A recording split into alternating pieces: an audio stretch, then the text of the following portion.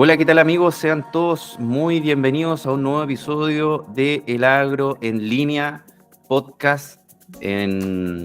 Estamos también iniciando una nueva temporada de entrevistas enfocadas 100% en temas de sustentabilidad, sostenibilidad, prácticas amigables con el ambiente, con las comunidades y por supuesto para poder alimentarlos en el futuro. Somos muchos los desafíos que tenemos por delante, tenemos que alimentar a muchas personas, así que la agricultura ya se tiene que empezar a visualizar estos problemas y sobre todo las personas, las empresas, los empresarios, los agricultores, las agricultoras, los jóvenes que se están quedando en el campo, empezar a integrar prácticas más sostenibles y también empezar a dejar de hacer algunas prácticas que están mal. Como es arriba hay un dicho, es abajo, y como es adentro es afuera. Siempre se nos comenta que el suelo es lo que sustenta gran parte del negocio agrícola. Es por eso que hoy hemos invitado a Marcelo Panicini. Él es ingeniero agrónomo de la Universidad de la Frontera, magíster en recursos naturales y doctor en recursos naturales también de la misma casa de estudio. Marcelo trabajó en la Universidad de la Frontera hasta el año 2016, donde impartió cursos de química general y edafología para las carreras de ingeniería en recursos naturales y agronomía. Marcelo ha publicado 14 papers científicos y 2 capítulos de libros en el área de ciencias de suelo.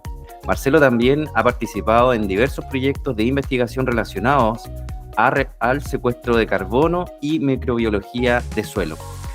Marcelo en la actualidad se desempeña como investigador en el Instituto de Investigaciones Agropecuarias, INIA, en Carillanca, en las áreas vinculadas a recursos naturales, agricultura sustentable y secuestro de carbono. ¿Cómo estás, Marcelo? Gusto saludarte. Hola, gusto saludarte. Muchas gracias por la invitación.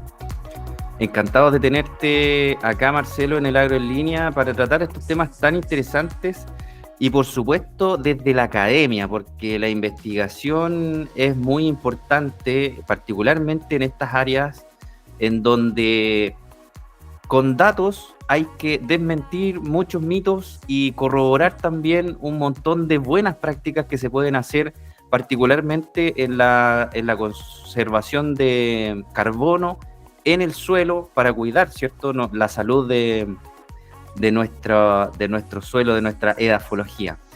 Oye, Marcelo, primero quería partir preguntándote por qué es necesario capturar carbono en el suelo. A ver, una pregunta bien amplia que voy a tratar de hacerla bien didáctica. El carbono en el suelo, como cualquier otro elemento, tiene un ciclo, ¿ya? Y principalmente porque todo lo que es orgánico en algún momento que está relacionado con vida llega al suelo y a través de la descomposición de los microorganismos, hongos, bacterias, se descompone y pasa a formar parte de lo que son los elementos inorgánicos, que finalmente es el alimento que tienen las plantas para poder generar la fotosíntesis y así seguir los ciclos. Por lo tanto, todos los que somos orgánicos en algún momento vamos a ser inorgánicos y vamos a transformarnos y vamos a formar parte de este ciclo. Ahora, es súper importante que no solamente el carbono, sino que también otros elementos forman lo que se llama materia orgánica, que es el parámetro principal por el cual uno puede medir la salud de los suelos. Así que partiendo por esa parte, esa es la importancia que tenemos, porque en realidad el carbono, como cualquier otro de los elementos fundamentales para la nutrición de los vegetales, forma parte de uno de estos ciclos. Oye, Marcelo, muy buena tu respuesta, porque deja entrever ahí también un montón de derivadas. Sin duda, ¿no? Poder mantener la salud del suelo es muy importante, ya que el suelo interviene prácticamente en todos los procesos productivos de la planta. O sea, por ejemplo, partiendo, te sostiene la planta. De ahí todo lo que tiene que ver con la estructura del suelo para el desarrollo de las raíces y todo este tema. Lo otro también es que tiene que ver con el tema de la retención y disponibilidad de agua, fundamental para poder mantener viva la planta. Y también por el tema de la disponibilidad de los nutrientes, ¿no? Ahí tú también nos podrás comentar al respecto. Pero quiero que me comentes una cosa, Marcelo, porque siempre en estos últimos discursos en donde se ha hablado donde se habla de sostenibilidad, de sustentabilidad, de objetivo de desarrollo sostenible, de migrar a estas prácticas más amigables con el medio ambiente, en algunos reportes se ha puesto a la agricultura en el banquillo de los acusados como un gran emisor de carbono. Pero ahora tú me comentas que también la agricultura, a través de algunas prácticas, se puede transformar en secuestrador de este carbono que está en el ambiente, ¿no? Desde ese punto de vista, Marcelo, ¿qué oportunidades crees tú que tiene la agricultura para volverse un héroe y no un villano en esta pugna ambiental? Mira, muy buena pregunta, porque muchas veces se empieza a poner ciertos eslogans, principalmente considerando que dentro de la agricultura también tú desarrollas ganadería. Y dentro de la ganadería también la producción de metano entérico por parte de los animales es un gran emisor de metano al ambiente. ¿Ya? Pero partamos primero de una base, específicamente de la base del suelo. Nosotros tenemos la particularidad que gran parte de nuestros suelos, principalmente desde la quinta a sexta región, tenemos suelos mucho derivados de cenizas volcánicas. ¿Y cuál es la particularidad de estos suelos? La particularidad de estos suelos es que tienen la capacidad de almacenar un gran contenido de materia orgánica. Entonces, a diferencia de otros suelos en el mundo que ocupan una gran superficie, nosotros somos una parte muy pequeñita, pero al ser pequeñito no nos resta importancia porque tenemos particularidades muy importantes. Déjame decirte también de que el suelo es el reservorio más importante en el cual tú puedes almacenar carbono, especialmente CO2, más que el océano y más que la biosfera. Por lo tanto, se puede transformar en un potencial reservorio de carbono.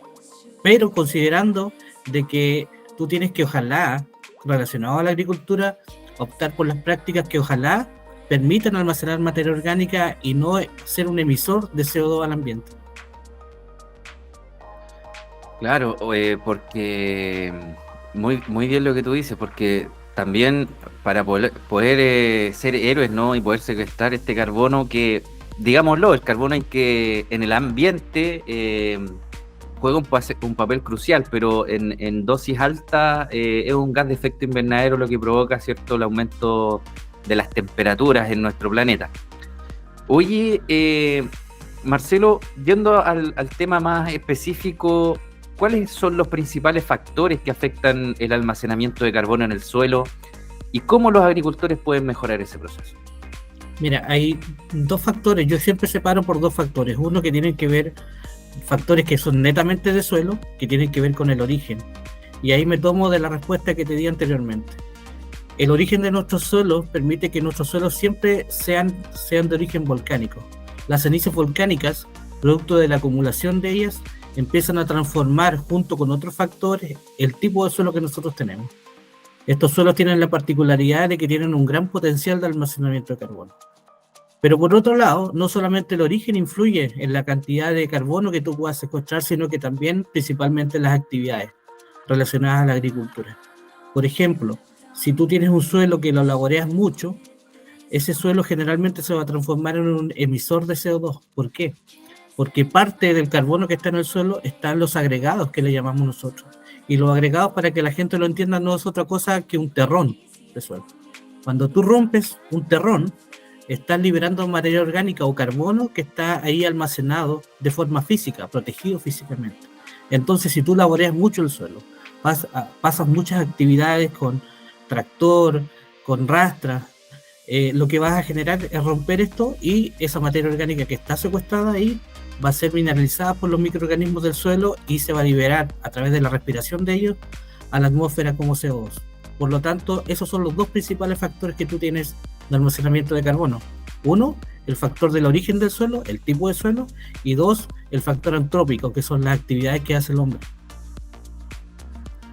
Claro, queda muy claro eso, y sobre el tema del laboreo nos metemos en un temazo porque la preparación de suelo para la mayoría, cierto, que de los agricultores, ¿por qué no?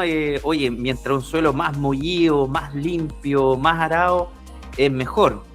Y ahora nos damos cuenta que aquí podemos empezar a tener la primera cambio de consigna, en donde quizás un suelo haya que labrarlo lo justo y necesario.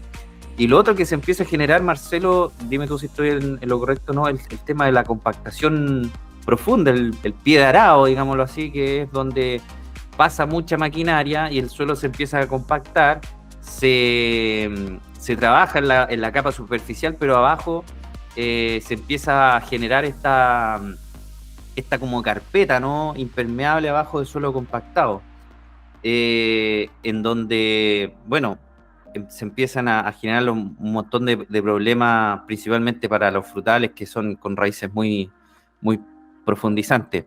Oye, Marcelo, ¿y cómo influye el tipo de cultivo en estas prácticas agrícolas en el ciclo del carbono del suelo? Y tú personalmente, ¿qué recomendaciones podrías darles a los agricultores para optimizar este proceso?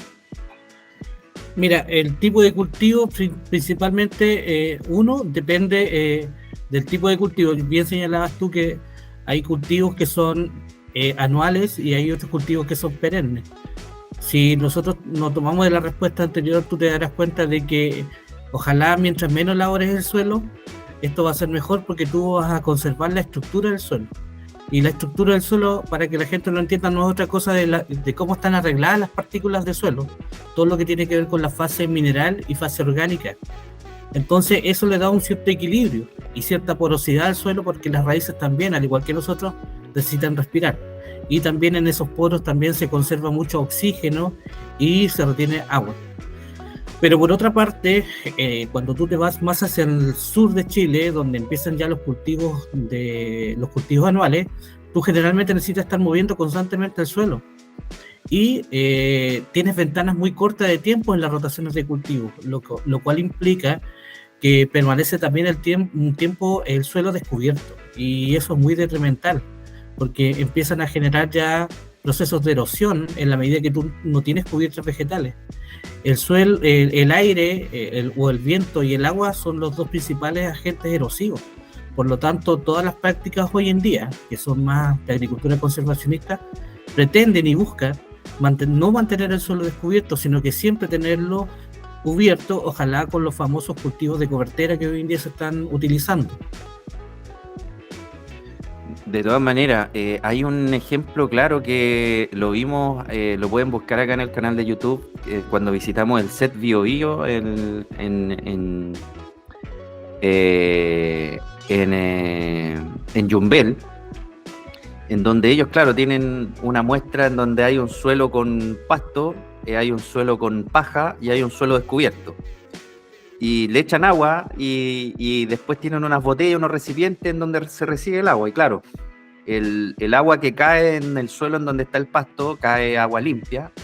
El suelo en donde está la paja cae un poco con tierra, pero el suelo en donde está descubierto cae el agua turbia abajo. Entonces, dando un claro ejemplo, ¿no?, del potencial erosivo que tiene las lluvias y el viento, particularmente cuando estamos teniendo eventos climáticos tan adversos como las lluvias tan intensas que tuvimos hace un par de semanas atrás. Marcelo, hay otra práctica que te quería consultar, porque ya, vámonos al terreno.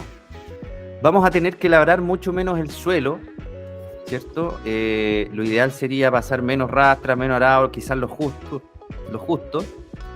Pero hay una práctica en particular que la mayoría de los productores de cereales lo hace o lo hacía, que tiene que ver con el tema de las quemas de rastrojo.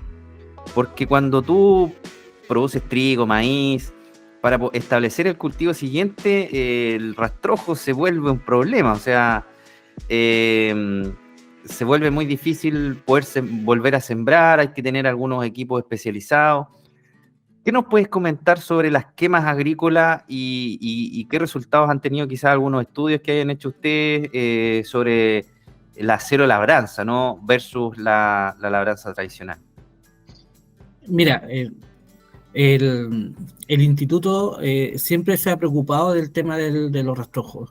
Se han generado investigaciones y se han generado datos a partir de varios colegas, como en línea Rayintue con Jorge Carrasco, con un colega que no hace mucho tiempo se acaba de jubilar, que llevaba el tema rastrojo acá en Chillán, y bueno, y fue parte también de una investigación que tuvimos nosotros. Mira, el rastrojo es un problema bien complejo, porque si tú te das cuenta, cualquier actividad que implique hacer algo más de lo que el agricultor tiene presupuestado genera un costo. Y ese costo ya de uso de maquinaria para incorporar el rastrojo le va generando un margen cada vez más pequeño. Entonces nosotros tenemos que proponer alternativas frente a esa quema de rastrojo. Hay varias alternativas que tú puedes hacer, por ejemplo, que no tienen que ver con la quema, que tienen que ver con, por ejemplo, algunos lo utilizan mucho, retirar parte del rastrojo, porque hoy en día los cultivos de importancia económica y los potenciales de rendimiento son muy altos. Por ejemplo, acá en el sur de Chile, llámese la región de la Araucanía, tú tienes la posibilidad de que un trigo que tiene un potencial de rendimiento de 80, 90 quintales por hectárea, trigo invernales, tienes la producción de 7 u 8 toneladas de rastrojo por hectárea. Entonces tú te darás cuenta de que incorporar esa cantidad de rastrojo es un poco difícil, considerando que las condiciones climáticas tampoco favorecen mucho la descomposición. Por lo tanto, nosotros tenemos varias recomendaciones en el caso de no quemar, de que tú puedas retirar parte de esos rastrojos y siempre ojalá utilizar y trabajar con la posibilidad de que 2 a 3 toneladas ya no te generan un problema y tú las puedes trabajar de forma fácil. Otras alternativas que se manejan y que parte de los agricultores que hemos visto también son es que retiran parte de la paja, algunos la enfardan y los venden, por ejemplo, al negocio de los champiñones. Otros también entregan, aquí en la zona de Lautaro, en la 9ª región, a una empresa que utiliza biomasa para la generación de energía eléctrica. Entonces son varias las alternativas que tú tienes para poder no quemar el rastrojo, porque también se genera, aparte de que estás quemando materia orgánica y como le digo yo a los agricultores, estás perdiendo plata, porque todos los fertilizantes que tú agregaste cuando sembraste, de cierta forma lo estás transformando después en material particulado al estarlo quemando y no incorporarlo al suelo. Sí, ese ejemplo es muy bueno. Yo también lo hemos comentado acá y se lo hemos dicho a algunos agricultores. Cuando usted quema un rastrojo, está quemando plata porque está quemando la urea, está quemando un montón de abonos que compró y que después, bueno, los tiene que volver a comprar. Oye, Marcelo, mira, ahí tocamos un tema bastante bueno, que a mí también me gusta pegarle harto en los cachos a los agricultores con este tema, que tiene que ver con el análisis de suelo, porque la mayoría, si no todos los agricultores, fertilizan o hacen su plan de fertilización por receta. Oye, los 450 kilos de urea por hectárea, qué sé yo, a la porca y un montón de datos más. Pero o sea, se deja un poco de lado el tema del análisis de suelo. ¿Qué nos podrías comentar al respecto y qué tan importante es hacer un análisis de suelo para establecer la estrategia de fertilización del cultivo? Mira, yo creo que hoy en día el análisis de suelo es la principal herramienta que tú tienes para generar un diagnóstico principalmente de cómo está tu suelo químicamente.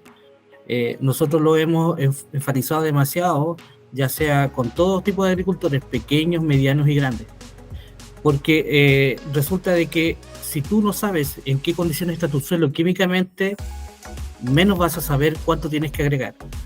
Hay fertilizantes que uno utiliza que son de síntesis química, que son muy contaminantes en el suelo. Si tú te das cuenta, hoy en día estamos pasando por episodios donde acá hay una cantidad de precipitación tremenda. Si tú te vas en suelos, por ejemplo, netamente acá del sur, que son suelos muy porosos, y tú te das cuenta de que hay elementos muy móviles como el nitrógeno, si tú agregas más de esa cantidad, tú lo único que vas a estar haciendo con la cantidad de precipitaciones que hay es, de cierta forma, perdiendo una gran cantidad de nitrógeno, lo cual se va a las napas freáticas y pueden ser potenciales contaminantes. Entonces, desde ese punto de vista uno tiene que concientizar. Ahora, el análisis de suelo a nosotros nos permite saber cuál es el estatus nutricional de nuestro suelo para que nosotros lleguemos después a la conclusión de cuánto es lo que el suelo aporta y cuánto requiere tu cultivo. Desde esa ecuación nosotros tenemos que saber cuánto vamos a poder utilizar, ni más ni menos, ni consumo de lujo, ni menos, para que nuestros cultivos tengan ojalá el mayor potencial y las mejores condiciones para que puedan crecer. Sí, claro. Para los amigos que lo están escuchando, hacer un análisis de suelo es hacer un examen de sangre, por decirlo así. Es muy necesario para saber el estado de salud del suelo. Es un indicador clave, como dice Marcelo, no tan solo para ver la cantidad de nutrientes que hay disponibles en el suelo, sino que también ver el tema químico, que tiene mucho que ver con el intercambio, ¿no, Marcelo? Tú ándame ahí diciendo, porque yo no soy especialista en suelo, pero sí entiendo que es muy interesante ver el estado químico que está, particularmente, por ejemplo, pH y un montón de cosas más, que también condicionan la disponibilidad de algunos nutrientes, bases de intercambio, iones que tiene nuestro suelo y que nosotros también le podemos agregar a través del fertirriego o de la fertilización tradicional. Así es, no sé, si tú te das cuenta, el diagnóstico primero parte por saber en qué estado nutricional está. Pero hay un factor que tú acabas de nombrar que es súper importante, que es el pH del suelo. Y el pH del suelo determina mucho la disponibilidad de los nutrientes. Si tú, por ejemplo, no haces una corrección del pH, tú difícilmente vas a fertilizar mucho, pero no vas a tener esos nutrientes disponibles. Nosotros acá recomendamos mucho que antes de la fertilización, si tu suelo requiere una modificación del pH a través del encalado, tú lo hagas. Ojalá un mes antes, para que tú tengas la posibilidad de alcanzar un pH y de que a ese pH todos los nutrientes que tú agregues a través de los fertilizantes puedan estar disponibles. Por eso es súper fundamental que tú hagas esa corrección, si así lo requiere y si así lo indica el análisis del suelo antes de la fertilización. Oye, Marcelo, acabas de nombrar el tema del encalado, que tiene que ver también con el tema de las enmiendas. Te quiero llevar a ese tema. Porque se han vuelto bastante populares acá el tema de las enmiendas con materia orgánica, con algunos guanos estabilizados, guanos de estos que traen del norte. ¿Cuáles son tus aprensiones? ¿Cuáles son tus recomendaciones en cuanto al tema de estas enmiendas de materia orgánica al suelo?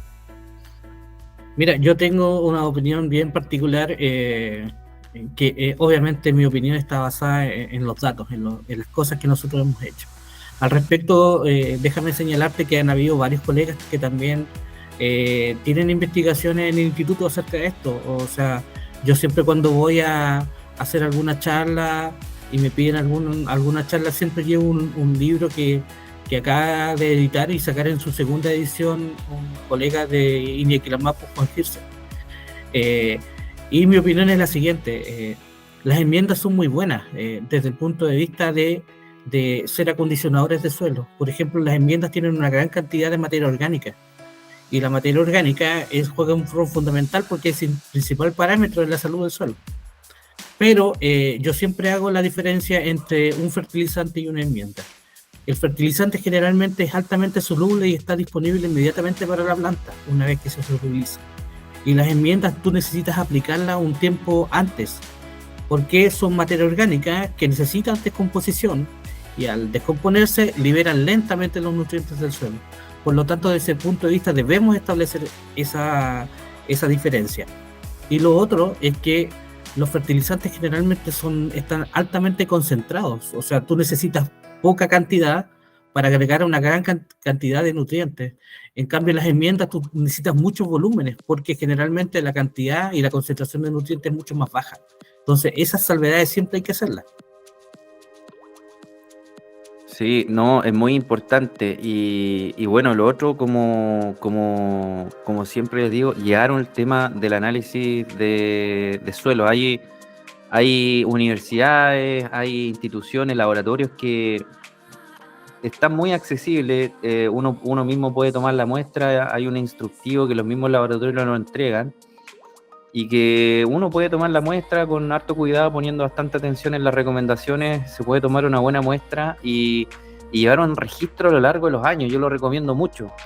Acá en mi familia nosotros somos productores de moras orgánicas y también desde el minuto 1 íbamos teniendo estos registros de suelo, y se puede ir dando cuenta uno cómo va evolucionando. Por ejemplo, nosotros en el contenido de materia orgánica, que partimos con un contenido muy bajo, menor al 1%, y hoy día llevamos casi en el 4%. Entonces te da un indicador de que lo que estás haciendo está bien, estás recuperando suelo y de alguna u otra forma puedes llegar a algún registro. Vamos a dejar en la descripción de este podcast y del video en YouTube las publicaciones de Marcelo y de don Juan Hirschler, por supuesto son muy importantes. Y para comentar, ¿no? Todos estos temas y que también poner la información a disposición de la gente. Marcelo, hablamos de las condiciones de suelo, hablamos del cultivo también que implican en la salud del suelo. Te quería preguntar ahora, ¿cómo implica el sistema de riego en la salud del suelo? Porque me imagino yo que, por ejemplo, para poder degradar la materia orgánica que puede haber en algún rastrojo, quizás algún pivote a mí me puede ayudar mucho, me puede solucionar muchos problemas, puedo mojar a cada rato, qué sé yo, puedo tener disponible eso, puedo fertirrigar, pero quizás también es muy diferente a la realidad que tiene un agricultor que riega por riego tendido. ¿Cómo afecta el sistema de riego a la salud del suelo?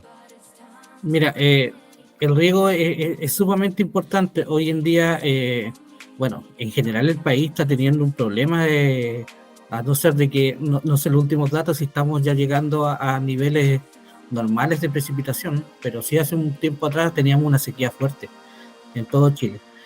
Y principalmente esa sequía apega o afecta fuertemente a personas que no tienen ningún sistema de riego, por ejemplo, para el caso de que quieran incorporar rastrojo. Y si tú te das cuenta, los rastrojos se producen en un momento donde prácticamente no hay precipitación en el verano.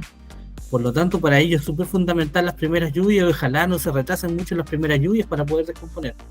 Ahora, también es fundamental el hecho de que la tecnología sirve mucho en el caso de, por ejemplo, de agricultores que tienen pivotes. Yo conozco varios casos de agricultores que tienen la práctica de incorporar el rastrojo, de picarlo muy bien, de incorporarlo y después de aplicar riego. Y tú prácticamente en 2 meses vas, porque tienes las condiciones de temperatura y humedad, y prácticamente no se ve mucho rastrojo. Entonces, eso también dificulta mucho el hecho de que los pequeños agricultores que no tienen la tecnología puedan acceder a esto. Y es una de las principales razones que tú ves que la gente, por ejemplo, sigue quemando. Uno, porque nosotros tenemos la posibilidad de hacer catastro y la gente no tiene la maquinaria, por ejemplo, para incorporar. No está subsidiado, por lo tanto, el hecho de que un pequeño agricultor tú le digas que haga una labor más o que arriende una maquinaria para incorporar el rastrojo, ya le genera un margen mucho menor. Y lo otro también tiene que ver con las condiciones en las cuales es muy distinto que tú produzcas, por ejemplo, rastrojos en el norte, donde tú no tienes prácticamente precipitaciones, a un sector que es mucho más húmedo, por ejemplo, acá en precordillera, donde la humedad siempre se mantiene alta y donde te permite a ti incorporar un poco más de rastrojo. Pero esos factores generalmente intervienen mucho específicamente en esa práctica. Oye, Marcelo, y lo otro también que te iba a comentar, depende también del tipo de suelo, porque por ejemplo, en un suelo volcánico en donde no hay muchas piedras, quizás pasar alguna picacaña, algo te puede ayudar. Pero en un lecho de río, por ejemplo, en donde hay mucha piedra, en un suelo aluvial, en donde hay piedras grandes, no hay mucha maquinaria que te aguante, o sea, ya estás cambiando las puntas del picacaña a cada rato. Entonces, el tipo de suelo también me va a condicionar de alguna forma la incorporación de ese rastrojo. Así es, o sea, tú tienes distintas... nosotros en el sur carecemos de lo que tienen ustedes, por ejemplo, en algunas condiciones, que son temperaturas, entre comillas, que favorecerían la degradación de los rastrojos, pero nosotros asimismo también tenemos condiciones de humedad que ustedes tal vez no pueden tener en el norte. Entonces, claro que el tipo de suelo modula mucho lo que tú puedes hacer con la maquinaria. De hecho, hay ciertos agricultores que retiran el rastrojo y no cortan a piso específicamente porque no quieren dañar su maquinaria, o el prestador de servicio no quiere prestar la maquinaria cuando cosecha para cortar a piso, y eso específicamente uno lo ve en sectores de suelo generalmente de la séptima región del sur, donde están cerca de los ríos. No, o sea, yo no corto a piso porque puedo dañar mi maquinaria y eso me corta mi herramienta de trabajo. Y cuando ya el agricultor tiene la posibilidad de tener una maquinaria que es propia, ahí ya corre el riesgo, porque a él lo que menos le interesa es dejar una cantidad de residuos que no puede manejar. De todas maneras, ¿no? Muy interesante, Marcelo, lo que estamos conversando, que tiene que ver, ¿no?, con la salud y el cuidado que tiene nuestro suelo. Marcelo, hablamos varios temas que condicionan la salud de nuestro suelo, entre ellas el cultivo, ¿no?, el sistema de riego y de partida, ¿no?, el tipo de suelo que vienen. Yo sé que hay 5 factores de formación de suelo que se tratan en la academia, que son muy interesantes, muy bonitos de aprender conceptualmente. Marcelo, ¿cómo influye también el tema, primero, de la microfauna del suelo? Porque sabemos también que en el suelo no tan solo viven nuestras plantas, sino que un montón de microorganismos, entre ellos hongos, bacterias, insectos, artrópodos, un montón de flora y fauna propia del suelo que también intervienen en la salud de este. Y te quería preguntar también, relacionado a eso, para que complementes tu respuesta, ¿cómo influye también el manejo agroquímico en esa microflora del suelo? Mira, la microflora del suelo, empezando ya por darle también su lugar a los artrópodos, que son los insectos que uno puede ver a simple vista, porque así, salvo los hongos que uno los puede ver, pero las bacterias no, generan un papel muy fundamental, principalmente en todo lo que tiene que ver con lo primero que tratamos en esta conversación, que es el ciclado de nutrientes. Todos los microorganismos y artrópodos generan o tienen un rol fundamental. Porque, por ejemplo, te lo grafico de la siguiente forma: cuando un árbol bota una hoja, o cuando de repente una planta bota cualquier parte de su estructura, lo primero que empiezan a degradar esa hoja son los artrópodos, son los insectos más grandes. Después, cuando el residuo va quedando más pequeño, ya empiezan los hongos y al final terminan las bacterias degradando. Y como te señalaba, la cantidad de residuos que caiga también va a favorecer o va a guiar la cantidad de materia orgánica que tú puedas descomponer. Toda esta materia orgánica que cae en el suelo generalmente genera varios factores en el suelo. Uno, que tú tengas la posibilidad, al tener más materia orgánica, de retener más humedad. Dos, que puedas tener una mayor porosidad de aireación. Tres, que tú puedas tener nutrientes que te permitan a la planta, por favor, nutrirse. Y quienes hacen todo este trabajo son los microorganismos del suelo. Sin ellos nosotros no podríamos hacer nada, porque ellos son los que de cierta forma descomponen todo lo orgánico y lo transforman en inorgánico, y son los que llevan en el suelo, a pesar de que uno no los vea, todo el ciclado de nutrientes. Ahora, ¿cómo afectan los agroquímicos? De cierta forma, cuando tú haces uso y abuso de los agroquímicos, sí generan problemas en la microflora del suelo. Ahora, nosotros en algunos estudios que hemos hecho, también hemos visto cómo afecta la microflora. Tenemos la suerte de que, a pesar de que hemos hecho por mucho tiempo uso y abuso de los agroquímicos, la microflora responde bastante bien a lo que tiene que ver con la recuperación. Y no solamente de los agroquímicos, de otro tema que también vimos, como en la quema de rastrojos. Si tú te das cuenta, también en la quema generas temperaturas muy altas, que también afectan los microorganismos del suelo. Pero ellos se recomponen muy rápido, y generalmente las bacterias son los primeros que se recomponen en el suelo, y después lo hacen los hongos. Por lo tanto, si bien nosotros tenemos ese margen, pero no podemos tampoco jugar mucho. Por eso es que es muy importante recalcar de que las dosis usuales generalmente, o las dosis recomendadas, tienen que ser las que señala el productor, ojalá, o lo que señala la etiqueta. Por favor, hacer caso a eso, y no hacer uso y abuso, por ejemplo, de algunos pesticidas, porque generan este daño que nosotros, si bien no lo vemos, pero se está produciendo en el suelo. Muy interesante, Marcelo, lo que estamos hablando, y qué bueno, ¿no? Qué bueno que sea tan noble el suelo y que tenga esa alta capacidad de regeneración, principalmente de la flora y fauna, microflora y microfauna del suelo, que nos ayudan a mantener nuestros cultivos sanos. Marcelo, Desde el punto de vista climático, te quería preguntar ahora, ¿cuáles crees tú que son las implicaciones de este cambio climático en el contenido de carbono de suelo?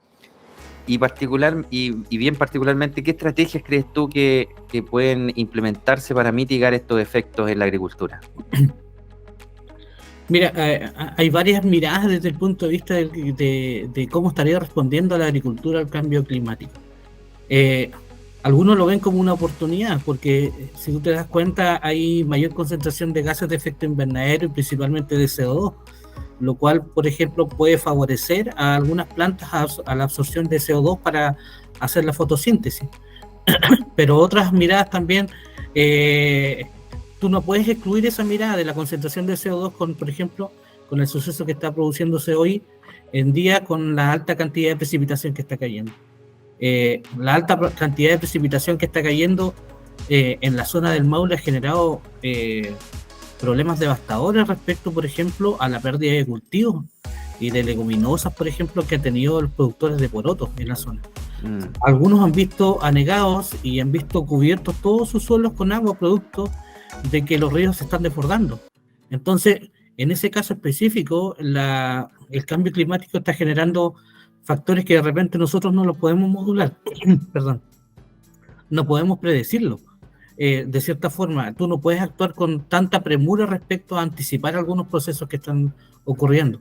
Ahora, desde ese punto de vista, tú dices, ¿qué es lo que puede fallar? Puede estar fallando, por ejemplo, de que el poco contenido de materia orgánica en algunos suelos donde se están anegando sean arrastrados por todo el anegamiento. En este caso, en el sur, ¿qué es lo que está produciendo? En el sur está produciendo saturación de los suelos que, a pesar de que tienen una gran cantidad de materia orgánica y pueden retener harto, son altamente porosos. De cierta forma se están llevando muchas de las bases de intercambio del suelo. Entonces hay factores que, dependiendo del lugar, se producen en mayor o en menor medida, o la ausencia de uno u otro fenómeno, pero sí está produciendo cambios específicamente. Si nosotros también nos vamos específicamente al caso del carbono, toda la precipitación es capaz de arrastrar todo el carbono orgánico disuelto, que es el carbono que es más fácilmente descomponible, el cual se está yendo a capas más profundas. Entonces, de cierta forma, ese carbono orgánico disuelto es el alimento de los microorganismos para la descomposición y para el ciclado de nutrientes. Entonces, desde todo punto de vista, tú tienes efectos detrimentales a partir de estos cambios que son muy extremos. Oye, Marcelo, pero nos estás dando una verdadera clase magistral acá de suelo. Me emociono mucho porque me recuerdo en mi época de universitario cuando empezábamos a tratar estos temas tan interesantes, ¿no? Y que en algunas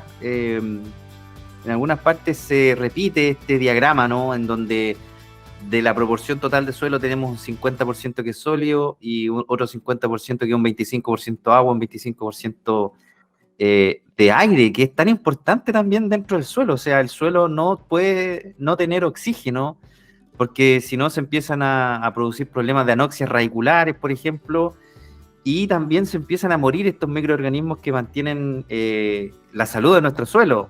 Y no había pensado en este caso sobre el tema de la saturación, ¿eh? En el sur, en donde pueden estar ocurriendo este tipo de problemas, ¿no?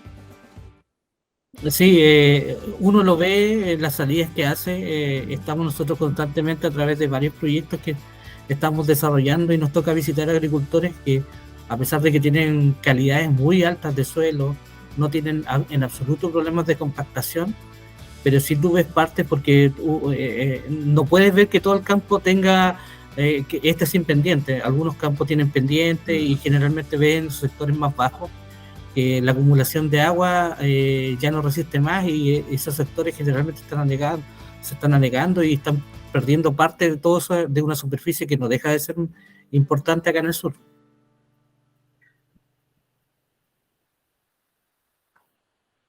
Disculpa, Marcelo, te quería preguntar en relación a eso también el tema contrario, ¿no? Que tiene que ver con el tema de la acumulación de sales en algunos casos, particularmente cuando se riega con riego presurizado, con riego por goteo y este tipo de cosas. ¿también implica esta acumulación de sales algún efecto nocivo en la acumulación de carbono en el suelo, no?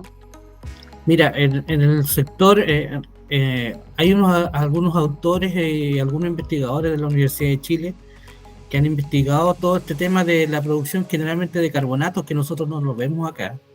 Y también pasa a formar parte de un pool que le llaman la gente en la academia, que es un reservorio.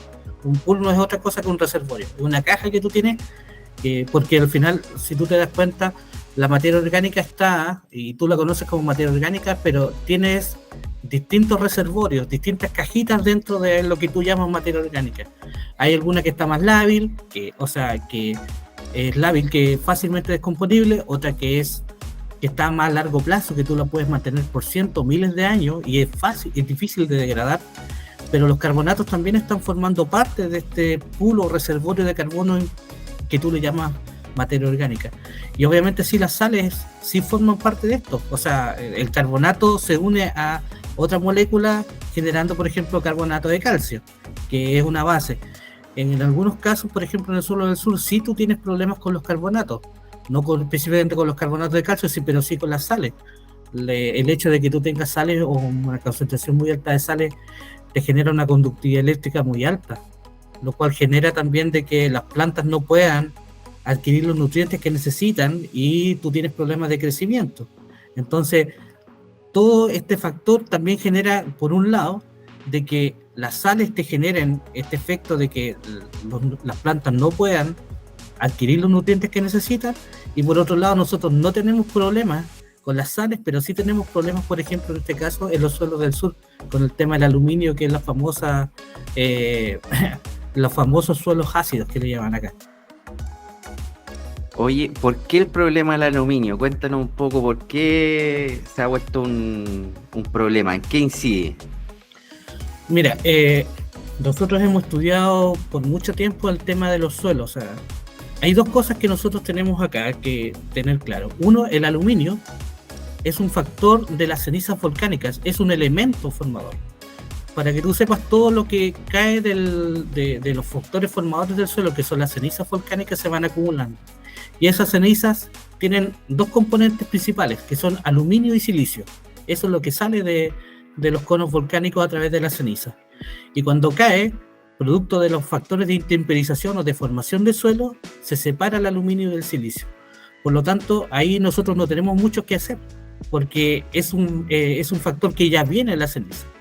El problema ocurre cuando hay una descompensación y de cierta forma el aluminio está en mucha concentración, como aluminio más 3, soluble en el suelo.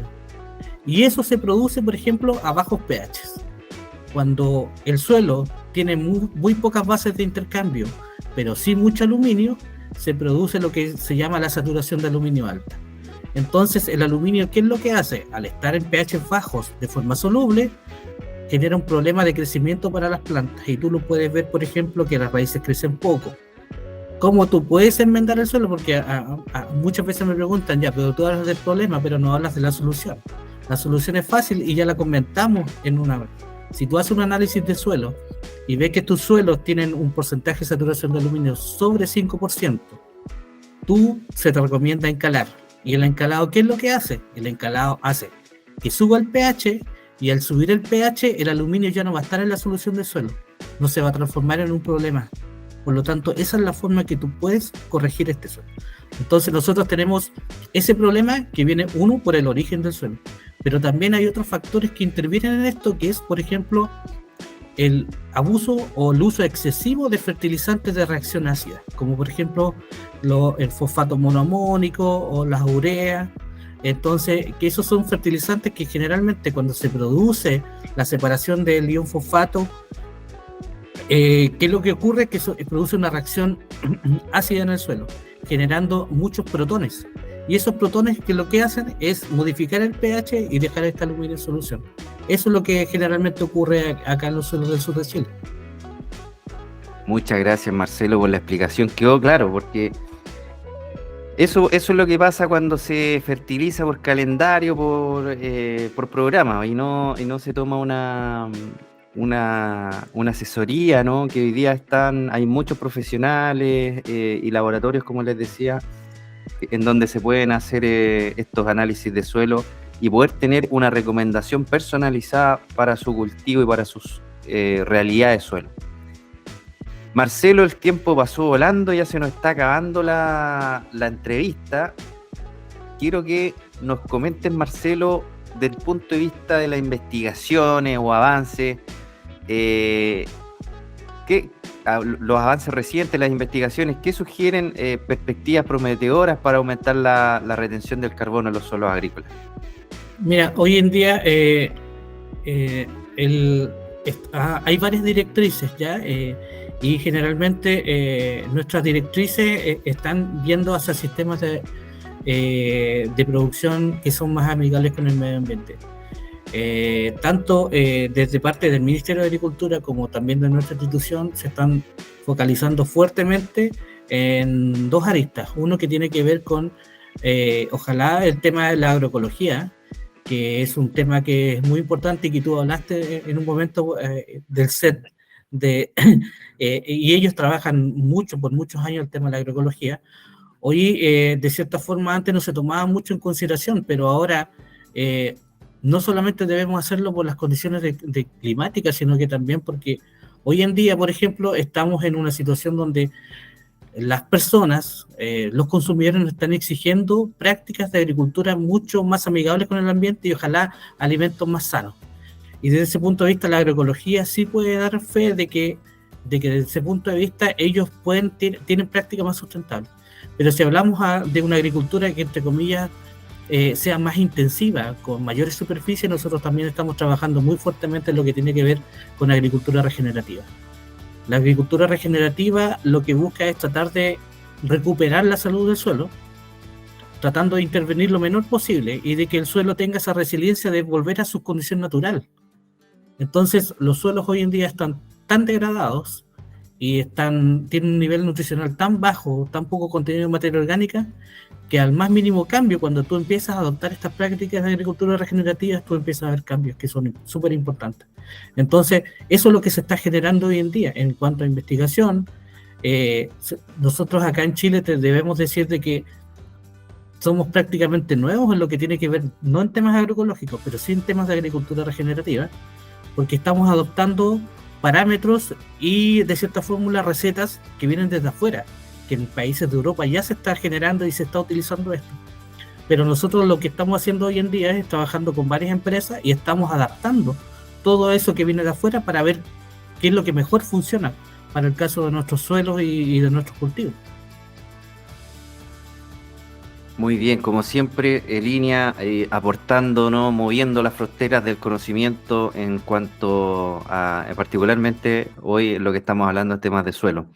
Marcelo, en esa perspectiva, ¿dónde quizás agricultores, profesionales, estudiantes que escuchan nuestro podcast pueden encontrar más información sobre estas investigaciones?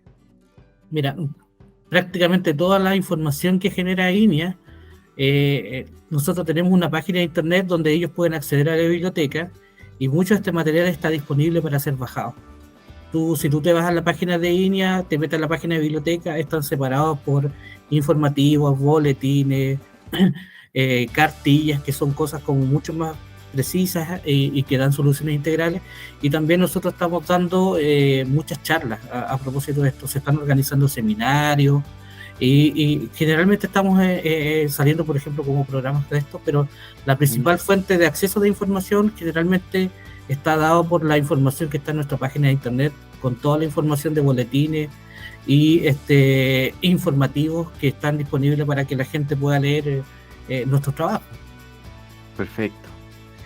Oye, Marcelo, se me quedó una pregunta en el tintero. Mira, te la voy a hacer igual porque creo que es muy relevante y no lo tocamos, particularmente para el tema de la conservación del suelo. Que tiene que ver con, me va a disculpar, pero te pido disculpas por la hora, pero sé que nos pasamos un poco, pero que tiene que ver con el tema de la rotación de cultivo y el tema de cultivo asociado, porque me imagino yo que un rastrojo de una gramínea, de una leguminosa son muy diferentes, y el tema de la rotación de cultivo también, si yo voy repitiendo un cultivo año tras año, me va a afectar en la salud del suelo. por favor, coméntame esos temas. ¿Cómo afecta el tema de la rotación de cultivo y cultivo asociado en la salud del suelo? Mira, la rotación de cultivo es sumamente importante porque principalmente juega un rol fundamental respecto, por ejemplo, a las enfermedades que pueden atacar. Uno de los principales problemas que tú tienes en el monocultivo o en las rotaciones cortas, pero principalmente en los monocultivos, es que tú tienes mucha incidencia de enfermedades.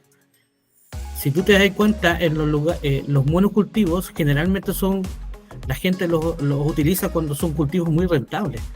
Entonces, si tú te das cuenta, esos cultivos tienen un potencial de rendimiento muy alto y la extracción de nutrientes del suelo es muy alta.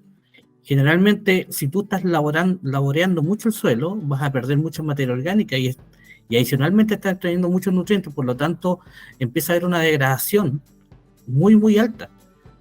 En cambio, cuando tú tienes una rotación de cultivo, tú lo que estabas haciendo es, por una parte, controlar enfermedades y otras cuando tú tienes, por ejemplo, rotaciones donde tú puedes intercalar también una leguminosa o puedas intercalar un cultivo de cobertura es súper importante. En los proyectos que nosotros estamos manejando dentro de INEA, estamos tratando de buscar alternativas para que precisamente el suelo no esté mucho tiempo sin una cobertura vegetal y tratando de poner algún cultivo de cobertura que ojalá sea una leguminosa. ¿Y por qué sea una leguminosa? Porque resulta de que las leguminosas tienen la capacidad de dejar muy bien nutrido el suelo desde el punto de vista del nitrógeno, ¿ya? Entonces, desde ese punto de vista, también se ha visto, y las investigaciones así lo arrojan, que cuando hay un cultivo dentro de la rotación, que sea una leguminosa, ya sea para que tú la pongas como un abono, como cultivo de cobertura o parte de la rotación, se ve que también el secuestro de materia orgánica también es mucho más alto que una rotación donde tú solamente tuvieras, por ejemplo, gramíneas o cereales. Entonces, desde ese punto de vista, la evidencia muestra eso. Muestra que cuando hay mayor diversidad es mejor. Y obviamente lo que busca hoy día, por ejemplo, la agricultura regenerativa y otros sistemas que son más amigables con el ambiente, es que ojalá tú tengas la mayor diversidad, porque esa mayor diversidad también a ti te permite que las plantas estén mejor preparadas para eventos como los que hoy en día ocurren, como por ejemplo el cambio climático.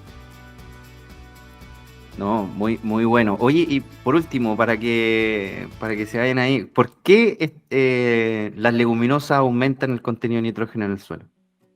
Mira, las leguminosas tienen la capacidad de generar una simbiosis que se llama con un género de bacterias que se llaman Rhizobium, ¿ya?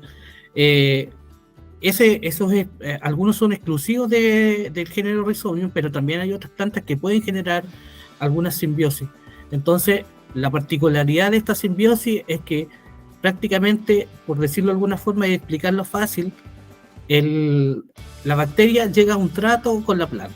Le dice, yo colonizo tus raíces, te ayudo a tomar el nitrógeno atmosférico y a transformarlo en nitrato y amonio, que es la forma en que las plantas absorben el nitrógeno, y como yo hago ese trabajo, tú, para devolverme de cierta forma ese favor, me vas a dar azúcares de cierta forma y hospedaje en las raíces. Ese de cierta forma es lo que es el acuerdo que tienen, esta simbiosis donde ambos se ven favorecidos.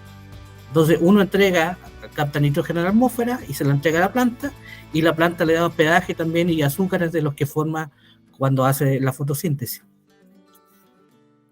Espectacular.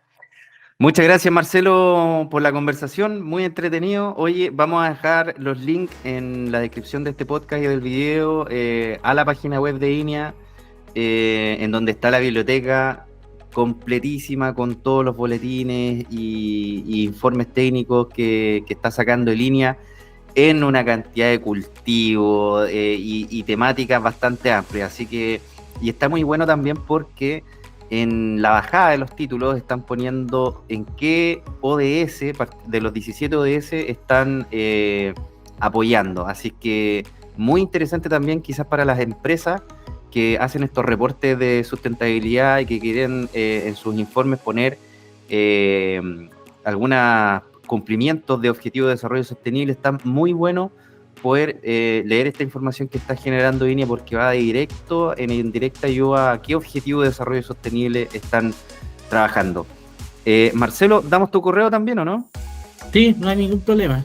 Mi correo es marcelo.panicini inia.cl. Ahí me pueden escribir y si los puedo ayudar con alguna información o darle algún dato, feliz lo hacemos nosotros. Genial. Un abrazo grande, Marcelo. Despedimos esta entrevista y como siempre los invitamos a ustedes a que sigan en todas nuestras redes sociales. Estamos como El Agro en línea en todas las redes sociales. Y por supuesto, si les gustó este video, les den me gusta ahí y nos puedan también ayudar con algún comentario. Un abrazo grande, Marcelo, y nos estamos viendo en otra entrevista de El Agro en línea. Hasta luego. Muchas gracias. Chao. Chao.